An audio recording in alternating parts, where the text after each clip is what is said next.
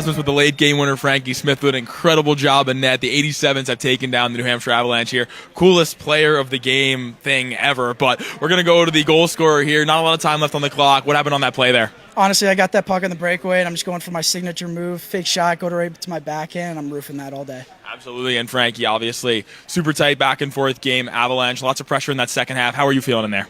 It felt great. They're a great team. The defensive effort by us was amazing. They were keeping pucks out of the high danger, and it just felt awesome. Absolutely, man. And I mean, this, like I said, really much a lot of battle out there. So what did you notice out there in terms of how tough it was to generate? It's a lot different from the South. It's a lot quicker pace, and we're able to move the pucks quicker and just get shots on net. Yeah, so how was that for you adjusting? Obviously, a quicker pace and, Avalanche, quick puck moving team for sure. It was great. The boys, once again, were just keeping pucks deep and keeping out of the high danger areas. So the speed didn't really kill us, but we're just going on for playoffs. Yeah, oh yeah, absolutely. And I mean, this was a situation where you guys are obviously in contention to potentially win the league. How focused are you guys on that this weekend? Honestly, the boys are not even focused on that. We're just trying to get the win and get as many goals as we can. Absolutely, man. And least goals against in this league by a mile. Do you see this as the team's identity for the rest of the season? I can definitely see it. We're amazing keeping pucks deep and have a great goaltending group, great defensive group, great offense. We're just well-rounded team. Absolutely, man. Looking forward to seeing you guys the rest of the way. Thank you.